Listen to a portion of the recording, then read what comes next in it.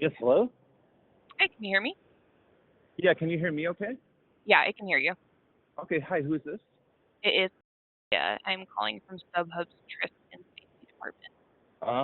Yes. Um, you sent me an email yesterday? Or Yes, one someone of from my your department? representatives. Yes, One of your representatives, and your name is...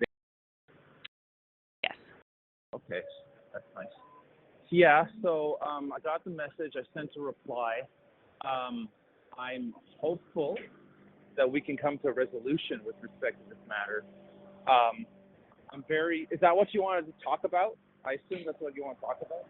Yes, I am reaching out in regards to your email. Okay, I am a sorry, I just literally finished skating. I don't know if have you ever been to that's where I live? I have not. There is, if you ever Google in downtown Toronto, they have the world's most famous outdoor skating rink. And I just did an hour of skating, and I feel very good. And it's beautiful. It's the only advantage of living in the winter time as compared to. Are you calling from?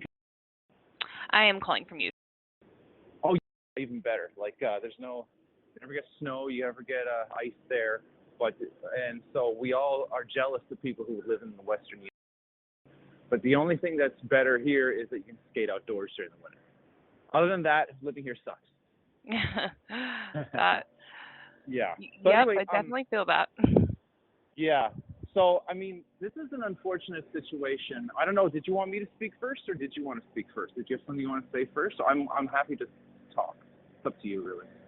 You called me, so I don't know if you want to say something or what. Yeah, so I mean, I'm just reaching out in regards to the entire situation itself. I appreciate you reaching back out and wanting to, discuss potentially your side of things. Yeah. However, we're already pretty much at a resolution for this, and I can give you that now, and then you can, give me any sort of comments you have in regards to that.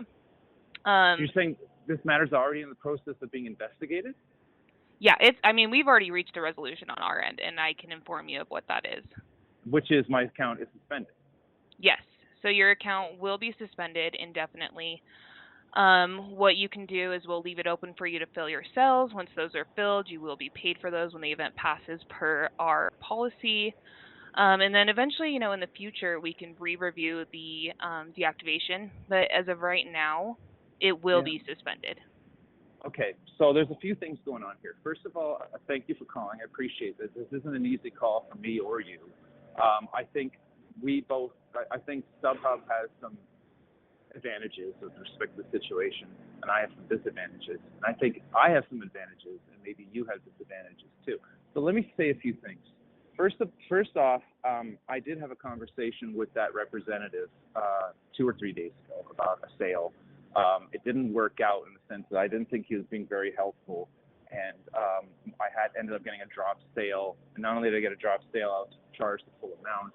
And you guys have your defenses with respect to that. I was upset by that, given my fact that even though I'm not technically a top seller, I make you guys easily $15K a year, maybe more. I've had a good relationship with StubHub over the years. I've been using them since 2015. I have a lot of tickets. I sell a lot of tickets. I'm in that industry, and it's a shame that things have gotten to this point. So you've told me that Can you still hear me, by the way? Yes, I can still hear you. Okay. Yeah, my phone sometimes goes in and out. You told me that my account will be open to the extent that I can fulfill sales, which is important. I made mention of that in my most recent email. I've got literally off the top of my head, I got 80 sales. So I would have, even though I make detailed records of what I do, I'd appreciate if you could make my account in such a way that it shows a list of all of the sales that need to be fulfilled, when I got to do them, et cetera, et cetera. Because when I logged in earlier this morning, they didn't even have that. So if you can make that a reality, you know what I'm trying to say? Yeah, absolutely. Your account Yeah. will show exactly as it showed previously in regards to your open sales, etc. The only difference will be that if you do attempt to list, it will automatically lock due to the flags that we have on the account. So just keep that in mind. Okay. So all right. So because as of this morning, literally 3 or 4 hours ago, I logged in, I couldn't even fulfill sales. So I assume there'll be a change between that time and whenever you guys do that, if you haven't already done that. Yeah, I have not done that yet. I was waiting to discuss the account with you, but that will happen. It will be active, and you'll be able to fill your sales. When do you anticipate that'll happen? Because I think I have sales I got to do sometime within the next few days to fill that in. That will happen as soon as we finish this phone call, and we Okay. just, as long as we've reached that agreement and we're good to go, and I'm not worried about the sales not being fulfilled, things like that. As long as we reach, Yeah. So I can tell you, as someone who has like a 99% sales fulfillment rate, who's made a lot of money for you guys, who I think until now has had a very good relationship with StubHub, that I will fulfill those sales. I'm in a position to fulfill those sales. And I got the tickets, like most of them I can fulfill right away. Some of them I have to wait until it's the regular story. They will be fulfilled, but in the fullness of time. Like some events aren't until, and some events I can't fulfill those sales until a couple days beforehand because I'm not going to get tickets until a couple days beforehand. So you know what I'm trying to say? Like it's an ongoing thing. I can't just fill them all tomorrow. You know what I mean? No, I completely understand that. Yeah, I previously worked in the top seller department. I understand. Oh, okay. And the reason I'm not a top seller is because when I was a young seller, when I was starting out, I made a couple of drop sales, and so I have a few drop sales on my record. But really, I guess that's not really here nor there now. So there's that. Okay, and secondly, I had a conversation with that guy. I got his first name, and we had a long conversation, and it went south in many ways. I said some things, and I'm not going to say I necessarily regret them. I'm not even going to apologize. Is this call being recorded right now? Every call is recorded, yes. Every call is recorded, so this call is recorded too. Okay, so knowing that it's recorded, that I don't care to make any formal admissions about anything I said or did. I assume the other call was recorded too? Yes, I did review the entire extent of the call and listen to the entire thing. Oh, that's a long call. That's like 90 minutes. It was an hour and a half. Yeah. So there's a lot there. So you can see how I am, that, I started the call politely. I thought I dealt with him politely, and things went south. I'm a human being. He's a human being. We're all human beings. And you'll also notice in my call, and I'm glad you've listened to it, that a couple things. I apologized on numerous occasions for losing my cool, for saying things that maybe should not have been said. And he seemed to accept my apology. And not only did he accept my apology, he said, "Oh, don't worry, I'm not going to report you or anything." I said, "Okay, that's fine. I apologize again. This is not my finest hour. I'm going to have a drop sale. That sucks. I'll be down a couple $100, but that's life. I thought maybe you guys could do more about the situation, but whatever. It's a drop sale. That's not the end of the universe." So I'm surprised. He seemed to give a promise to me. I did review the end of the call, and you had asked if it was recorded. He had alerted you that it was, and that almost all of our calls were recorded. I looked at that entire I'm not arguing that. Regardless of whether or not he seemed to accept your apology or had made some sort of promise that he wouldn't report it, that just isn't prevalent to the situation itself. All of our calls are recorded and can be reviewed at any time. It is not the rep's responsibility to accept your apology or make amends for that sort of thing. We do not take it lightly when somebody treats our representatives that way and uses that type of language. It is completely unacceptable. Yeah, okay. We're not going to get far if you're going to lecture me, because I have apologized. You heard me apologize, and I'm willing to do it again. I'm willing to say mea culpa. It wasn't my finest hour. I said things I shouldn't have said. I apologize. I'm willing to give him a gift. I'm willing to do some sort of representation that I feel bad about. I do feel bad about it. It's not just that this is my income and livelihood that you're threatening, but it's more than that. Like, I don't feel good about what happened. I don't. When I hung up the phone, I felt bad about it. And there is an element of you've got your end of the thing, like you got to protect your staff, and I get it. I've done customer service jobs. I've worked for corporations. I've been in your shoes. I've been in his shoes. But there's also an element. I'm not saying it's absolute. That customer is always right in the sense that a customer is going to vent sometimes. He's going to emote. He's going to say things. He's going to try to have a dialogue with the other side, and that's part of what is going through being a customer service representative. Like I said, I recognize his voice. I had dealings with him before, and he seems very intelligent, very good at his job. And so I was just disappointed that things went south the way they did. So that's that. So I say all that because I want to have my account back, please. And I want to, please don't give me a corporate answer like, we can review at an indeterminate date or whatever. Like, again, A, I've made StubHub a lot of money. B, I recommend to other people in my community to use StubHub. So I give you guys good word of mouth. C, I've actually written a book anonymously saying that how to use StubHub, how to make money using StubHub. Like I'm making you guys money on so many different levels. And if you close my account based on one incident, which I'm the first to admit I didn't act perfectly. I did not. I don't care to make any formal admissions over the phone. I got to worry about legal liability and things like that. I'm a lawyer, by the way. I know about lawsuits. I know how to bring lawsuits, as I told you in my email. So I'm just thinking, instead of you going by the corporate line, which you have the right to do, I'm sure, if you do that, you close my account, I can go after you for consequential damages for a bunch of sales that I was looking to sell from March, April, and May. Now I have to scramble around and find another venue or a medium to sell my tickets through. And I might not be able to do that in time. Like, basically, I wouldn't say StubHub has a monopoly in for secondary sales, but you guys are pretty close to that. And if you're a monopoly and you take me off the platform, I'll send you some case law, with regard to the Silicon Valley corporations, Facebook, Google, who also have monopolies. People who take people off platforms over one incident, over one thing, they get sued. And I've gone after corporations a lot bigger and a lot more, well, maybe not, you guys are very sophisticated, but I've gone after big corporations before in Silicon Valley, not scared of doing it, and I'll do it again.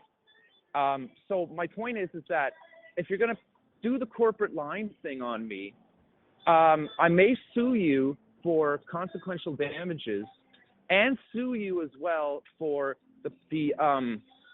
like, I have some sales, you haven't paid me in over 6 months. And I've been quiet about it. I've been a nice guy about it, but I could make some noise as well about that. And I'll tell you something, I know the court system in the province of Ontario, they don't really care for these big American corporations who do business here and make big money and just cite a policy or whatever. They'll take my side over yours, likely, and order consequential damages, regular damages, costs, like six figures easy. And I'll tell you something as well, I don't want to do that. I don't want to sue StubHub. But if you hang up the phone now and say, no more accounts, you're banned, maybe we'll revisit in indeterminate future, like, that's not really an answer, then I'm probably going to start preparing a claim as per my rights under the Ontario Rules of Civil Procedure and likewise. So I know one of the lawyers at StubHub. I've dealt with him before on another matter from a couple of years ago for another outstanding debt. And I got a resolution from that because you guys knew that you were screwed. So you played ball with me and you came up to a settlement with me, which I appreciated. And I said to myself, great, let's do business again. And I've called, are you still there, by the way? I am. I'm listening. Yeah, good. I've called customer service hundreds of times since, and I've been very nice to them, and they've been very nice to me, even when there's disagreements or there's disappointments. Like I've had a couple of drop sales over the years, or StubHub has made mistakes before, or the buyer who has the tickets, I have to retransfer them 2 hours before the event. I scramble, like, I'm out on the streets. I run home to my computer. I type and I transfer the tickets in time. I did that for Nelson John concert New York last week. Like, I go the extra mile for StubHub because I consider us kind of a partnership. It's not an official partnership. I'm just some guy who sells on there, but kind of unofficially, I'm kind of sort of a partnership with you.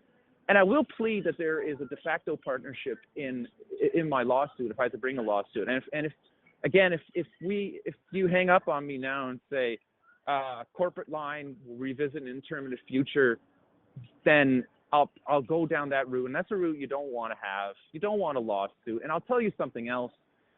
With respect to the call with that representative, you may disagree, but reasonable minds can disagree. That guy was asking me to do things which I thought were improper.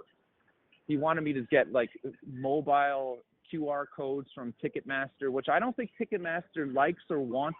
I have a lot of dealings with Ticketmaster too. I'll inform Ticketmaster about that in my lawsuit as well, and that could have huge consequences for your organization, because you guys want to be on good terms with Ticketmaster, and Ticketmaster wants to be on good terms with you. I get it, but there was some stuff with that. When I was talking to Sheldon the other day, he was asking me to do some dodgy things, as far as I'm concerned. Things which dodgy is a light way of calling it. In my legal pleading, I'll say illegal, and I'll notify Ticketmaster's counsel. I know Ticketmaster's counsel here in Toronto is a friend of mine, and I'll say, look what's going on in this case. Let your people at Ticketmaster know that you guys are circumventing Ticketmaster's rules. Then there might be more lawsuits. There could be huge trouble. Like, if you just throw me in the garbage for making a mistake, because I'm human, because I am human. You know, if you just say, we want nothing to do with you, black mark, we'll revisit an indeterminate future, but just screw off, you're rude to one of our employees, which I get. You want to protect your employees. I know that. But if you treat me like that, there will be repercussions, I guarantee it, and I got nothing to lose. Okay. I got nothing to lose. I feel like I've given you enough time to really get your entire point across, and I appreciate you giving me all of that information. Unfortunately, you were on the right track where we are at a point, if you want to pursue something legal, that is completely up to your own discretion. Feel free to review our user policy and the rights that we have to remove accounts from the site. The conversation that you had was extremely abusive and derogatory, and it's just not something that we are okay with and we're going to allow. We appreciate all of the money that you have made for us over the years. That's not what's in question here. Your ability to be a seller is not what's in question here. You're apparently good at it and you've done a good job, but we're going to protect our employees first and foremost. So your options right now are for us to keep the account open, for you to fill your. I'm sorry, I'm losing you. Sorry, I'm losing you. I've lost you for about the last 30 seconds. Could you repeat yourself, please? Yeah, absolutely. So your options now are for the account to remain open, for you to fulfill your Hello? and for you to get paid. Sorry, I'm very sorry. I kind of lost you again. I do apologize. It's just coming in and out. Are you there? Yeah, can you hear me? You're still. The quality is really bad, and I know you're saying something really important right now. So I don't want to miss this. You still there? Yes, I'm still here. Do you want me to wait for you to get to maybe a better area where you have a good signal? Oh God.